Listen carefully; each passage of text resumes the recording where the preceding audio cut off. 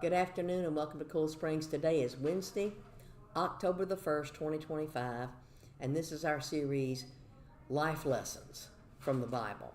And our life lessons person today is the first person who ever tasted death, Abel. Normally when Bible studies or sermons are done about the story of Cain and Abel, the focus is on Cain, who gets angry at his brother and angry at God because Cain basically tries to just give God some stuff rather than the best, rather than truly wanting to worship God in obedience. And so the story tends to focus on Cain. But there are life lessons that can be learned from Abel too. Obviously, Cain and Abel have learned from their parents, Adam and Eve, about what happened in the Garden of Eden when Adam and Eve sinned and they tried to cover themselves with suits that they made out of big fig leaves to try to cover the parts of their body that we would call the bathing suit areas, because now that they're sinners, they feel a sense of shame. But even Adam and Eve, when they sewed together those fig leaf suits and put them on, down deep they knew that it wasn't really covering the problem. Yeah, it might cover their exposed body parts, but they knew it wasn't enough, because when God came walking in the garden and called out to them, where were they? Hiding in the bushes. And because God shows love to Adam and Eve in spite of their sin and their rebellion, and because he has explained to them that the day you eat of this you die, they're dying spiritually and their bodies are now going to wear out physically. They have to watch as God takes the life of an animal to provide the animal skin as covering for their bodies, so that they understand, can't avoid it. This animal, whatever kind of animal it was that was in the garden, had to pay with his or her life for Adam and Eve's willful disobedience to God. They knew that animal was alive, and now they see the animal dead, so that they understand just how serious sin is. Then God does another merciful thing by kicking them out of the garden, because they've done one really horrible thing. They have eaten from the tree of the knowledge of good and evil. Prior to that, they knew nothing but good. Now they know good and evil, and they realize evil is bad. Evil is awful. Evil causes them to have shame and causes them to be separated from God. But you see, there's another tree in the garden, and it's described as the tree of life. The worst thing they could do would be to eat from the tree of life and live forever in their fallen mortal bodies. So God has to kick them out of the garden and prevent them from making a bad situation worse. And they have marital relations, and they start to have children. And so when we're in Genesis chapter 4, their first two children, Cain and Abel, are now grown young men. And Abel is bringing a sacrifice to God, and it's the right kind of stuff, and he's got the right heart attitude about his worship of God. Whereas Cain just brings some stuff from his garden, but it's not a blood sacrifice. It's fruits and vegetables, which aren't a source of blood. And the wages of sin is death, and it's blood that has to pay for sins. So what are the life lessons we learn from Abel, where he's now worshiping God? Mom and Dad aren't making him worship God. He's a grown man. He's choosing to worship God. For one thing, Abel has a heart for God, and that's proven out by the fact that he is obediently bringing the right kind of sacrifice. The best animals from his flock, ones without blemish. Abel is trying to be obedient to God. Well, that's a life lesson for you and me. What are we doing when we participate in worship? Are we coming and just checking the blocks? Are we just trying to make sure that we've got our I's dotted and our T's crossed? In other words, are we trying to do it as a transactional thing? God, I'm here to worship, and I'm going to make sure I do all the right stuff, but my body may be planted here in the pew, but my brain's somewhere else. I'm just sitting there. I'm not really worshiping you.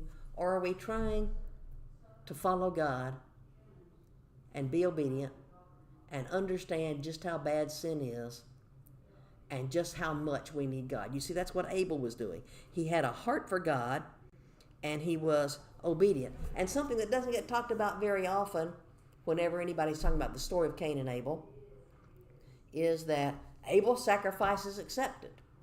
The smoke rises and it's a pleasing aroma. He knows his sacrifice has been accepted.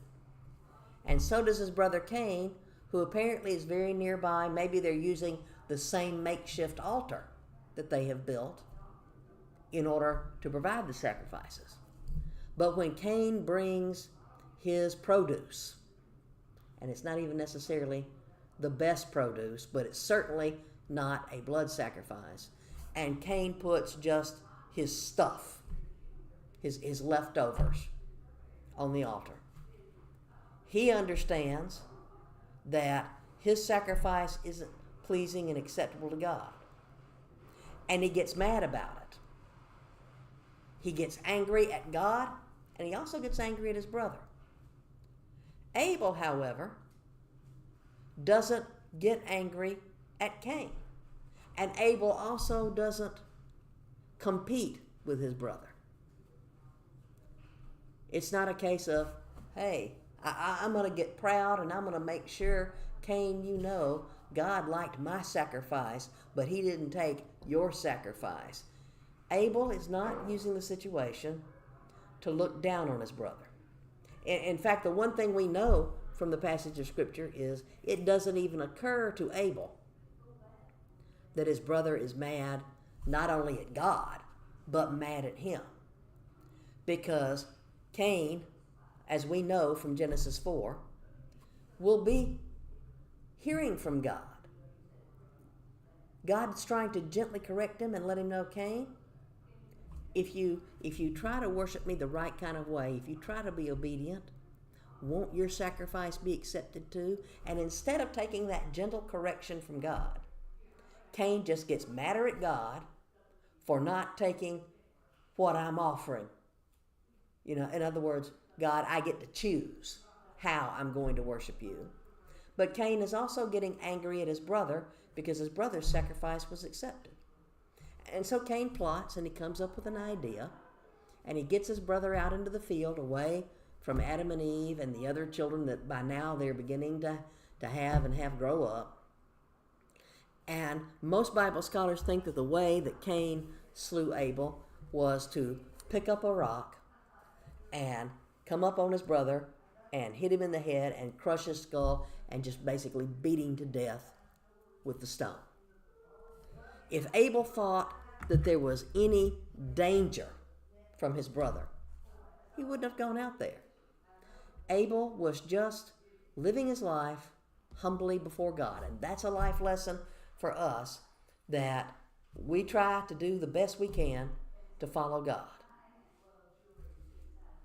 And some people might get jealous of us, might get angry at us, might want to do violence to us just because we're trying to live a life that's pleasing unto God.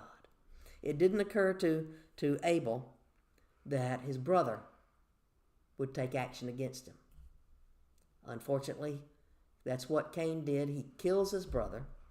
And then when God calls Cain to account for what he's done, and Cain at first tries to deny it, am I my brother's keeper? And God lets him know, your brother's blood is crying to me from the ground. What does that mean, crying out to God from the ground? Genesis 4:10 is where God is described as telling Cain, your brother's blood cries out to me from the ground. The blood that was the source of his life.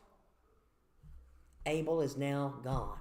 He's the first person to become a resident of paradise, Sheol, the compartment of the dead, looking forward to the time when Christ would come and pay the sin penalty for mankind. Abel is the first human being to die, to experience and taste physical death. But Abel's spirit is alive and well, even though his body has ceased to have a beating heart and a breathing pair of lungs and eyes that see and a voice that can speak. His soul is in paradise. He's paid with his life because all people now have to experience death thanks to what Adam and Eve did.